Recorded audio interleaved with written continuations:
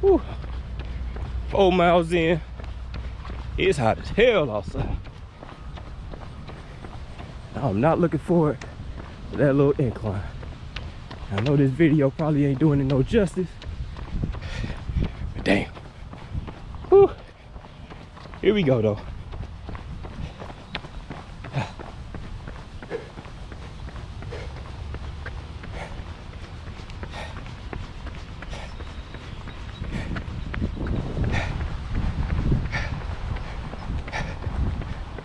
Hi. We got it. Homage got the vibes, got the vibes, got the vibes.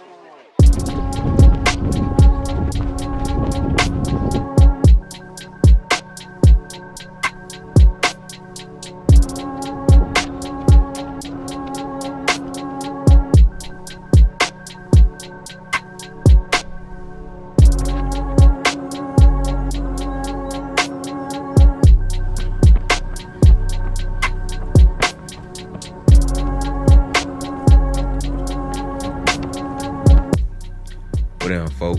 JC checking in with the review of marathon training in week 6. Let's get to it. What down, y'all? I apologize having to do this in the car. It's the best situation for me right now given my circumstances. So if the audio is a little off in this video, just have a little bit of grace for your boy. I will work on it. Hopefully I'll give myself a mic in the coming future. But appreciate y'all coming back, rocking with me. And if this is your first time checking me out, appreciate you checking out this video as well too. Man, let's go and get to it. All right, y'all, I covered 36.71 miles in 5 hours and 39 minutes this week. Hit every workout on the training plan again, so that's 2 weeks in a row. The consistency is coming through. Overall, I can definitely say it was another good week of training, another good week. And for the video this week, I'm only gonna focus on my quality days, which of course is my Mondays, Wednesdays, and Saturday mornings for the long run. If you've been rocking with me, you already know Tuesdays, Fridays, I'm usually on the treadmill doing my easy runs. Y'all don't wanna see me run on the treadmill. It's not a very exciting video. So we gonna ichnate that right now, and we gonna get started on Monday's workout. Let's talk about the meat and potatoes of the training plan. Monday, I was back on my quarter-mile hill repeats. This time, the training plan called for adding on an additional 2 repeats for a total of 8. I completed all at an average pace of around 7:16, I believe, is what I wrote down. I felt good. Legs felt good. I will say my first 3 reps, my left knee was giving me some issues, and I probably haven't spoken on this before. I do have a bone spur in my left knee. Something that I have seen a rheumatologist about. No surgical interventions right now. They just want me to focus on the strength training portion of it. So I do have some issues with my left knee, excuse me, from time to time. But man, I pretty much just ran that out. By the time I hit my 4th rep, I didn't have no pain or anything like that. Haven't felt any pain since then. But overall, Monday was a success. Wednesday now. Wednesday's workout was a 4x1/2 mile repeats with a 3-minute recovery jog between each rep. That one I ended up completing on the track. Now, this one actually called for me to run each rep at a certain pace. It was supposed to be a 10K pace, which for me, I would guess would be around 7:20-ish, something like that. Just guesstimating right now. But running that first rep, I started off at that pace, and honestly, it just felt a little slow to me. So I ended up running all 4 of my reps at an average pace of 6:59, I believe. To be honest with you, it really wasn't a hard workout. And like, I had the 3 minutes of recovery time in between.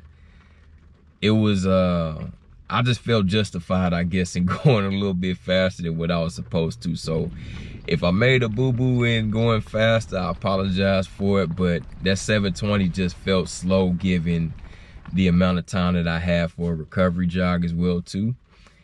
And even running at 6:59, like, I didn't even feel like I was laboring and keeping that pace as well. So, you know, once again, I felt justified. I'm sorry. My coaches to let me know if I need to slow that down for the next time we hit the 1/2 mile repeats. I want to talk about Saturday, the long run yesterday. So I'm recording this on Sunday.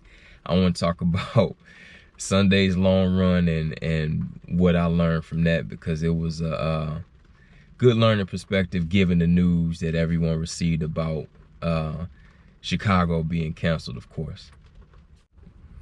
All right, so we all received the news Chicago's canceled.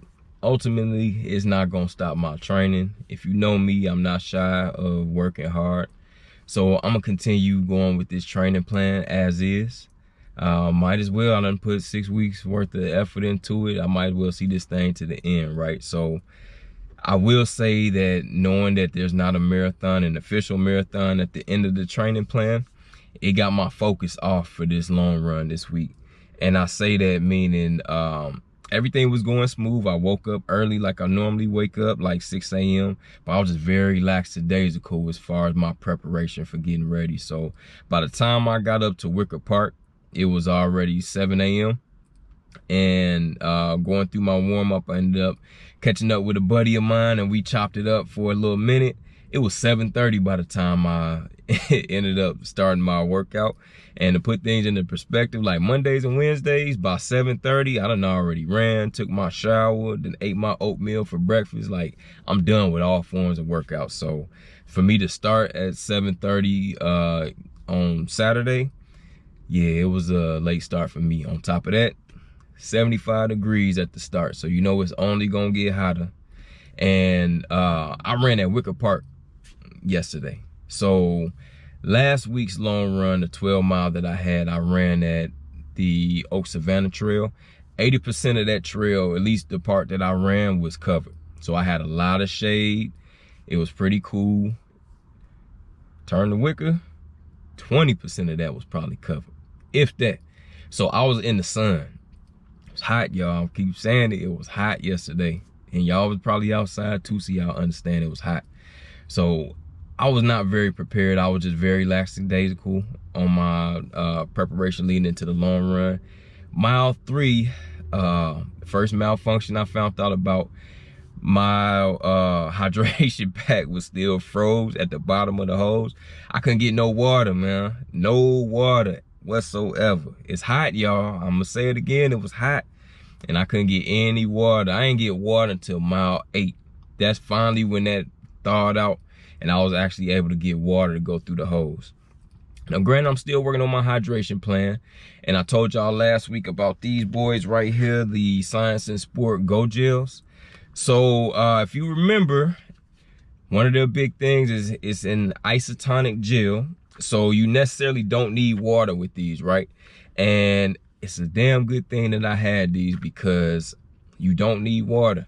Remember, I was fiddling around with it as I was taking this, man. The consistency is very fluid. So you just take it. You really don't need water to wash it down. Now, the reason why I was taking these, if you remember, is because of the cramping issues, because of the sugar content in the honey stingers that I was using. If you used to sugar water and you like high content of a high concentration of sugar in your gels, do not get these, because these gonna be nasty as hell to you. I'm just gonna be straight up. These are gonna be very nasty to you. It's only 1 gram of sugar that's in these. I don't know if you can see that, if I'm getting that into the camera lens right there, but 1 gram of sugar that's in these gels. So if you need that very sugary content in your gel, do not get these. But on the flip side, if you like me and too much sugar may give you cramps, I would definitely give these a try. They nasty, I'm just gonna be honest with you, because I'm still used to the taste of regular gels. They definitely nasty, but they worth it. Only 1 gram of sugar, 2 thumbs up on these. I definitely needed these for the long run. Now, miles 10 through 12, physically, I just started to struggle. Probably due to the heat and lack of water, but yeah, my legs were very heavy. Breathing, I was just breathing very hard, and it was just struggle bus time. But you know, it was definitely a good learning experience, because I just told myself, you know, F the goal right now. Let's just keep it under 10 minutes if we can do that. You know, let's just lock in at this effort And if this is the type of effort that keeps me under 10 minutes, let's keep it there. On the flip side, if it don't keep me under 10 minutes, that's fine. This is an effort that I know I can hang tough with, so we gonna hang there. And fortunately for myself, I was able to keep it under 10. And by the time I got to my last mile, I hit that one at 9:34. So I was pretty much right back on track with what the goal of my workout was for the long run. Now, as far as like where I go from here, I'm still gonna keep this thing moving, man. Of course, it's not an official marathon that's happening, and I don't think it's gonna be an official marathon that happens this year, but you know it is what it is. I've put in 6 weeks worth of effort into this right now.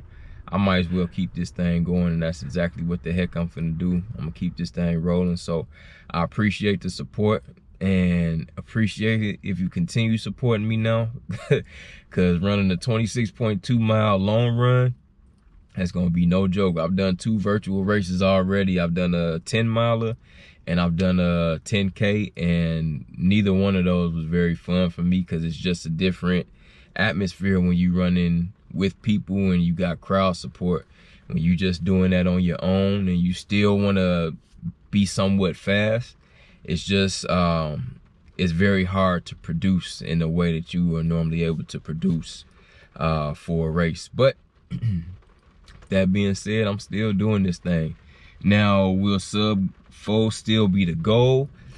I doubt it, because I'm not gonna have any water stations. I'm not gonna have those things that I would traditionally have in a normal marathon. So the goal for my virtual marathon is just going to be completed.